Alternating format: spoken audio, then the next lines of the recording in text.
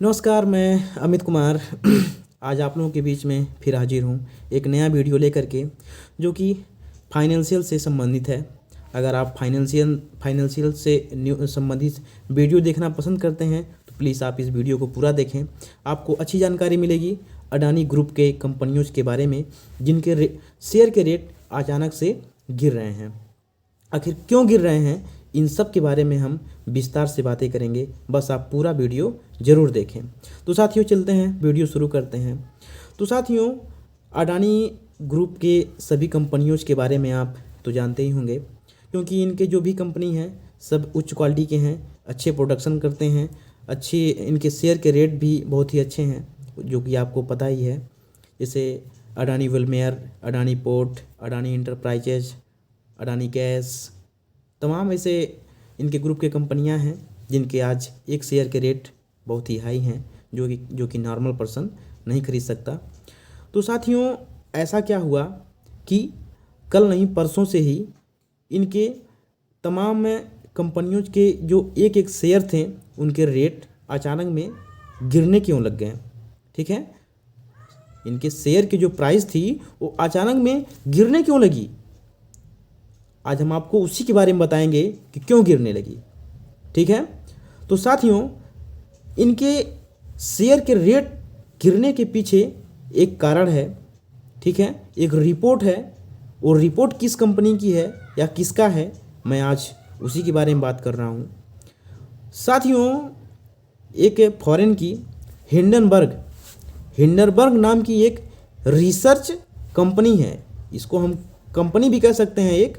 ठीक है, हिंडनबर्ग नाम की एक रिसर्च कंपनी है जो किसी भी कंपनी के फाइनेंशियल डेटा को देखती है, या उसके स्कैम को देखती है, या उसके शेयर के प्राइस को देखती है कि कैसे किसी भी कंपनी के एक शेयर या हज़ारों शेयर के रेट अचानक में उछाल क्यों मार रहे हैं। ठीक है, उछाल मतलब कि अचानक में किसी भी कंपनी के शेयर के रेट बढ़ कैसे रहे हैं। क्या अगर शेयर के रेट तभी बढ़ते हैं जब कंपनी अच्छी परफॉर्मेंस करती है। परफॉर्मेंस मतलब मान लीजिए जैसे पार्ले जी का बिस्कुट है, वो भी एक कंपनी है। अगर पार्ले जी बिस्कुट अच्छा बना रही है तभी ना लोग उसको खाएंगे। ठीक है ना, जब उसको लोग खाएंगे तो वो डिमांड करेंगे, तो उनको सप्लाई क्या करनी पड़ेगी, बढ़ानी पड़ेगी। जब सप्लाई बढ़ाएंगे तो फिर जैसे डिमांड बढ़ेगी फिर सप्लाई बढ़ाएंगे, तो कंपनी का क्या होगा, टर्नओवर मतलब क्या, कंपनी साल भर में और ज़्यादा मुनाफा कमाएगी, और जितना मुनाफा कमाएगी तो उस कंपनी के शेयर की वैल्यू भी उतनी ही बढ़ती जाएगी। ठीक है ना, तो सेम यही बात, सेम जो हिंडनबर्ग का रिसर्च टीम है, सेम यही चीज़ देखती है किसी भी कंपनी में कि क्या जिस तरह से इस कंपनी के शेयर के दाम बढ़ रहे हैं, क्या इनका प्रोडक्शन, क्या इनका डिमांड सही है, क्या इनकी कंपनी का जो टर्नओवर है क्या उतना हो रहा है, तभी इनके शेयर के रेट इतने बढ़ रहे हैं। यही सब चीज़ें जो हिंडनबर्ग की रिपोर्ट है, रिसर्च टीम है, पता करती है।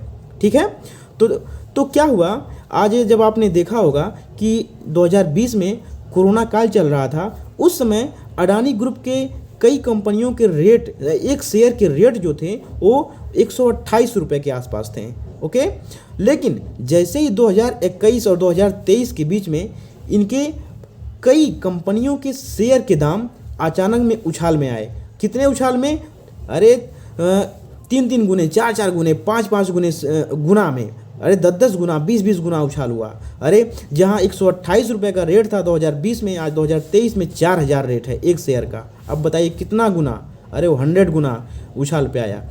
इन्हीं सब चीज़ों को देखते हुए हिंडनबर्ग की रिसर्च टीम अडानी ग्रुप में घुसी और इनके डेटा को खंगालने लगी। फिलहाल ऑफिशियली नहीं, वो अपने एजेंट के थ्रू इनके सभी डेटा को खंगालने लगी। क्या ये सच है, क्या अगर इनके शेयर के रेट इतने बढ़े हैं तो क्या इनका कंपनी का परफॉर्मेंस जो टर्नओवर है वो हो रहा है, क्या ये सही है।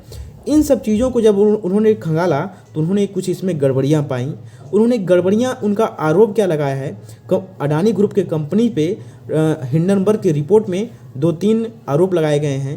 पहला आरोप ये था कि मैनिपुलेशन, आप अंग्रेजी में मैनिपुलेशन नहीं समझेंगे, मैनिपुलेशन को आप गूगल करिए, उसमें देखेंगे चालाकी। ठीक है ना, मैनिपुलेशन क्या होता है कि जो आपके शेयर के रेट हैं, ठीक है ना, जब जो आपके शेयर के रेट हैं, मान लीजिए आपके शेयर के रेट 100 रुपये हैं, उसको आप खुद से बढ़ा करके उसको आप 2000 या 3000 कर दें। इसमें अपने खुद से ही अपने शेयर के रेट बढ़ाने का क्या फ़ायदा होता है कि हमें किसी भी बैंक से लोन, अच्छा खासा लोन मिल जाता है। तो जो हिंडनबर्ग का रिपोर्ट है उसमें ये कहा गया है कि अडानी ग्रुप जो है, इनकी कंपनियां अपने शेयर का रेट मैनिपुलेट करके बैंकों से ज़्यादा धन या लोन ले रही हैं, ठीक है ना। ये पहला इनका आरोप लगा है, क्योंकि अगर उनका शेयर का रेट कम रहता तो उनको लोन नहीं मिलता, ठीक है ना। जब वो अपना शेयर की अपनी वैल्यू दिखाएंगे तभी कोई बैंक उनको अच्छी खासी मोटी रकम लोन पे देगी, ये उनका आरोप है। उसके बाद उनका ये आरोप है कि कंपनी की कोई अच्छी परफॉर्मेंस नहीं है, फिर भी उनके शेयर के दाम अचानक में बढ़ क्यों गए हैं, ठीक है ना। जब ये सब डाटा कलेक्ट करके हिंडनबर्ग का रिपोर्ट जो है वो जब न्यूज़ में लाया, भारतीय न्यूज़ में या विदेशी न्यूज़ में लाया, तो अचानक में क्या हुआ कि जितने भी इन्वेस्टर थे अडानी ग्रुप में, उन्होंने अपना शेयर को बेचना शुरू कर दिया। क्योंकि हिंडनबर्ग के रिपोर्ट में ये कहा गया है कि भविष्य में 85% इनके शेयर के रेट डाउन जाने वाले हैं, ठीक है ना। जब यह न्यूज़ कोई भी देखेगा, कोई भी इन्वेस्टर देखेगा तो अचानक में डर जाएगा। क्यों डरेगा? क्योंकि उसने जिस प्राइस पे एक शेयर खरीदा है, कहीं वो कल उस प्राइस से नीचे आ गई तब तो उसका नुकसान होगा। जैसे मान लीजिए आज किसी ने एक शेयर को 100 रुपये पे ख़रीदा है, लेकिन वहीं 2 दिन बाद उस शेयर का प्राइस अगर 70 रुपये हो जाता है तो उसको 30 रुपये का नुकसान होगा। लेकिन कोई एक शेयर नहीं खरीदता है, जब कोई खरीदता है तो कम से कम 100 शेयर, 200 शेयर, 1000, 10,000, 20,000, जितना उनके पास कैपिटल होता है, पैसा होता है, उस हिसाब से वो शेयर खरीदते हैं। तो इस हिसाब से अगर मान लीजिए एक शेयर में उनको अगर 20 रुपये का नुकसान हो रहा है तो अगर वो 10,000 शेयर खरीदा है तो अब उस हिसाब से आप जोड़ लीजिए उसको कितना नुकसान होगा। इसी हिसाब से इसमें लोगों का भी नुकसान हुआ है, बैंकों का भी नुकसान हुआ है और अडानी ग्रुप का तो नुकसान हुआ ही हुआ है, ठीक है ना। इस रिपोर्ट के चलते जो ये रिपोर्ट आई है, इसको न्यूज़ भी कहिए, क्योंकि शेयर मार्केट में न्यूज़ का बहुत बड़ा रोल होता है।